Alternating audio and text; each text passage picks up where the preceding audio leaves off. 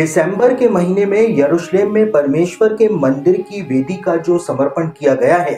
वो बाइबल की भविष्यवाणियों के लिहाज से बहुत ही ज्यादा महत्व रखता है। और 10 दिसंबर 2018 को यहूदी महासभा जो है सैनहेड्रिन जो है उसने परमेश्वर के नए मंदिर की वेदी का समर्पण जो है वो यरूशलेम के अंदर किया था। और जैसे ही उन्होंने परमेश्वर के मंदिर की वेदी का समर्पण यरूशलेम के अंदर किया, दानियल भविष्यवक्ता की हजारों साल पुरानी भविष्यवाणी जो थी उसने उस दिन से अपने पूरे होने की प्रक्रिया में वो आनी शुरू हो गई थी। और 10 दिसंबर 2018 को यहूदी महासभा यानी कि यहूदी सैनहेड्रिन जो है उसने परमेश्वर के नए मंदिर की वेदी का समर्पण यरूशलेम में जाफा फाटक के पास में पूरे एक सेरेमनी के द्वारा किया, ताकि वो एक संकेत दुनिया के लोगों को दे सकें कि परमेश्वर के नए मंदिर को बनने का और बनाने का समय जो है वो निकट आ गया है। और एक बहुत बड़ा आयोजन जो था वो यहूदी महासभा ने यरूशलेम के जाफा गेट के पास किया था। दुनिया भर का मीडिया वहां पर मौजूद था और इस बात को उन्होंने दुनिया के सामने रखा था कि क्योंकि मसीह के प्रकट होने का समय निकट आ रहा है, इसलिए परमेश्वर के मंदिर की वेदी का समर्पण जो है वो यरूशलेम के अंदर किया जा रहा है। और यहूदी सैनहेड्रिन ने 10 दिसंबर 2018 को उसी वेदी के ऊपर जो उन्होंने परमेश्वर के मंदिर के लिए बनाई है, ताकि जब परमेश्वर का मंदिर यरूशलेम के अंदर बनाया जाए तो इस वेदी को सीधा वहां पर शिफ्ट कर दिया जाएगा। और इसी वेदी के ऊपर उन्होंने लकड़ियों के साथ एक भेड़ का बलिदान जो है वहां पे चढ़ाया और उस भेड़ को लकड़ियों के साथ उन्होंने जलाया और एक बर्न्ड ऑफरिंग या यूं कहें कि मेल बलि जो है उन्होंने वहां पर उस दिन वहां पे चढ़ाई थी। और मेल बलि का विधान जो है उन्होंने वापस से यरूशलेम के अंदर उसी दिन यानी 10 दिसंबर 2018 से ही उन्होंने शुरू कर दिया था। लेकिन आपको यह बात जानकर के आश्चर्य होगा कि 10 दिसंबर 2018 को यहूदी सैनहेड्रिन ने ना केवल मेल बलि का विधान वापस से शुरू किया, 2000 साल बाद शुरू किया, लेकिन मेल बलि के विधान के साथ साथ उन्होंने अन्न बलि का विधान जो था वो भी 10 दिसंबर 2018 को ही उन्होंने शुरू कर दिया था। 2000 सालों में पहली बार मेल बलि और अन्न बलि का विधान जो है वो यरूशलेम के अंदर उन्होंने उसका अनावरण किया, उसको वहां पर उन्होंने शुरू उस दिन कर दिया था। और आपको जानकर के आश्चर्य होगा कि दानियल भविष्यवक्ता ने अपनी पुस्तक के 9वें अध्याय के 27वें वचन में इस बात को साफ साफ शब्दों में लिख दिया था हजारों साल पहले कि अंत के दिनों में यहूदी लोग जो होंगे वो मेल बलि और अन्न बलि का विधान जो है वो वापस से यरूशलेम के अंदर शुरू करेंगे।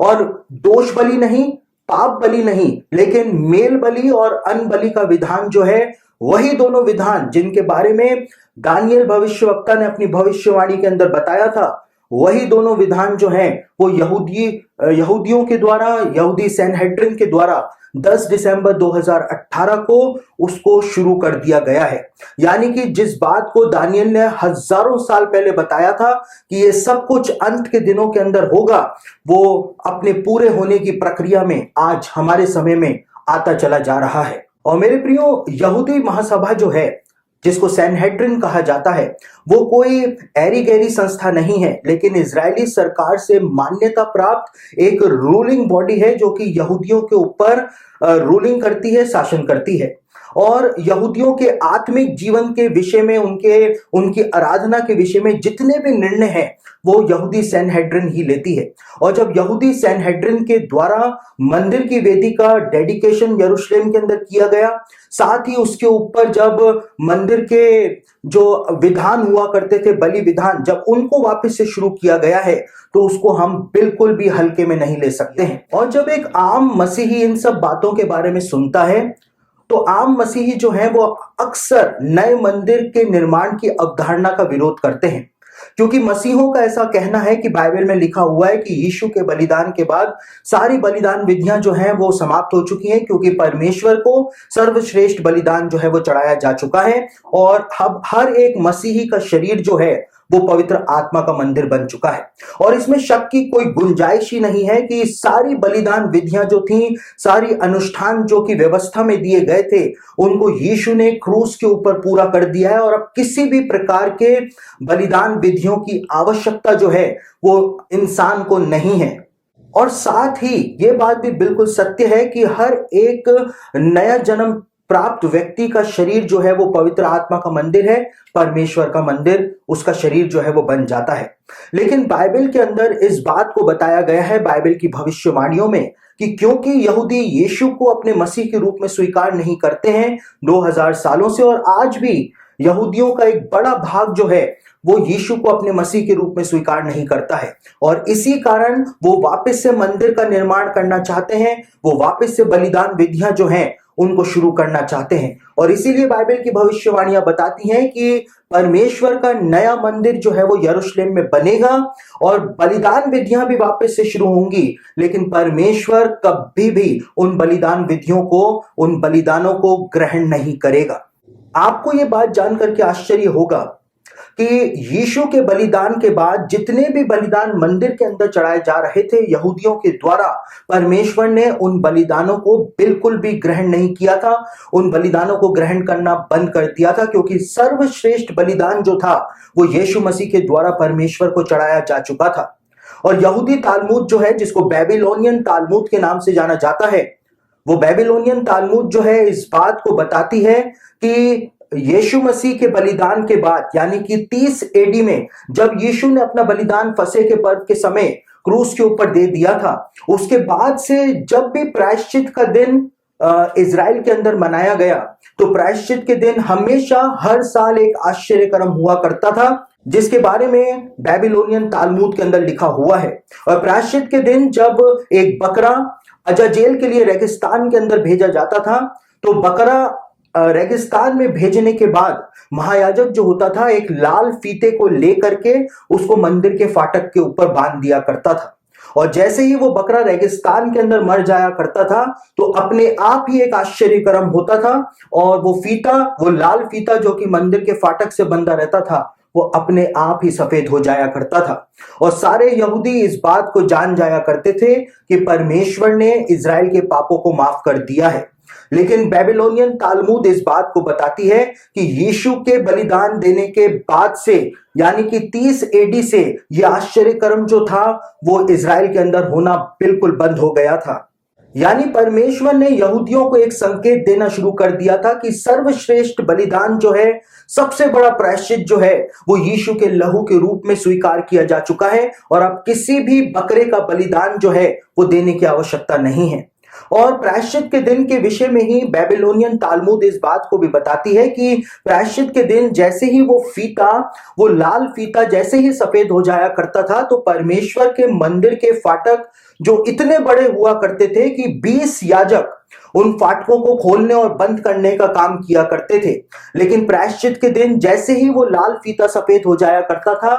तो मंदिर के फाटक अपने आप ही बंद हो जाया करते थे। लेकिन 30 एडी, यानी वही वर्ष जिस वर्ष यीशु ने अपना बलिदान दिया था, उस वर्ष से मंदिर के फाटक जो है अपने आप बंद होना पूरी तरह से बंद हो गए थे। यानी कि बलिदान विधियों के समय होने वाले आश्चर्यक्रम जो थे वो यीशु के बलिदान के बाद होने बंद हो गए थे। लेकिन एक सबसे महत्वपूर्ण बात जो यहूदी इतिहासकार जोसेफस ने 2000 साल पहले अपने इतिहास की पुस्तक के अंदर दर्ज की थी, और जोसेफस ने इस बात को बताया कि यीशु के बलिदान के बाद, यीशु को क्रूस पर चढ़ाए जाने के बाद, जब नबी लाल कलोर का, नबी लाल बछिया का बलिदान जब यहूदी लोग देने वाले थे, उसको मंदिर में चढ़ाने वाले थे, और जब उस लाल कलोर को यहूदी लोग मंदिर के अंदर लेकर के आए थे, तो जोसेफस ने अपने इतिहास की पुस्तक में इस बात को बताया है कि जैसे ही महायाजक उस लाल कलोर का बलिदान मंदिर के अंदर देने वाला था, वैसे ही वो लाल कलोर जो कि बिल्कुल निर्दोष होनी चाहिए थी,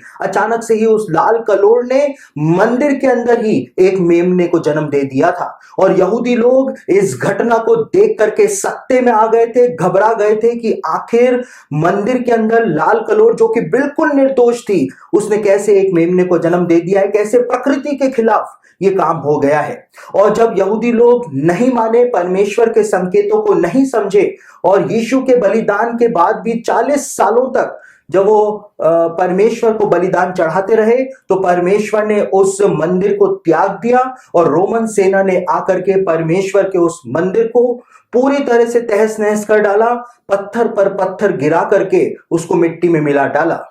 और क्योंकि यहूदी लोग यीशु के बलिदान दिए जाने के 40 साल बाद तक बलिदान विधियां मंदिर के अंदर कर रहे थे, परमेश्वर को होम बलि, मेल बलि, अन्न बलि चढ़ा रहे थे, और क्योंकि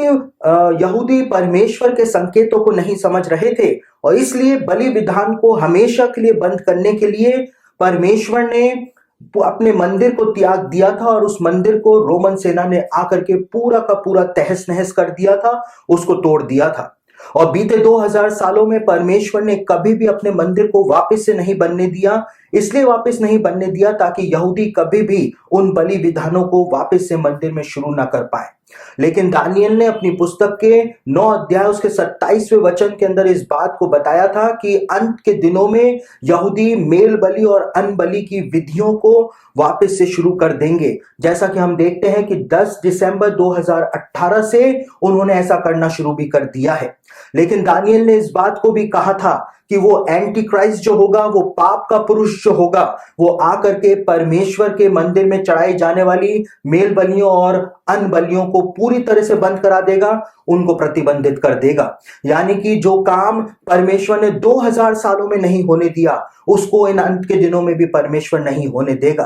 परमेश्वर का मंदिर बनाया जाएगा, बलिदान विधियां जो है वो वापस से शुरू की जा चुकी हैं, लेकिन परमेश्वर उनको ज्यादा बिल्कुल भी आगे नहीं जाने देगा और एंटी क्राइस्ट आकर के उन बलिदान विधियों को बंद करवा देगा। तो मेरे प्रियो, हम इस बात को दानियल की पुस्तक उसके 9वें अध्याय उसके 27वें वचन के अंदर पढ़ते हैं कि मंदिर के जो बलिदान विधियां हैं उनको यहूदी शुरू करने का तो प्रयास करेंगे, लेकिन परमेश्वर उन बलिदान विधियों को ज्यादा आगे तक नहीं जाने देगा, ज्यादा समय तक उनको बलिदान चढ़ाने नहीं देगा और एंटी क्राइस्ट आकर के उन बलिदान विधियों पर पूरी तरह से प्रतिबंध लगा देगा, क्योंकि परमेश्वर को सर्वश्रेष्ठ बलिदान जो है वो यीशु के द्वारा पहले ही चढ़ाया जा चुका है। और अभी हाल ही में जब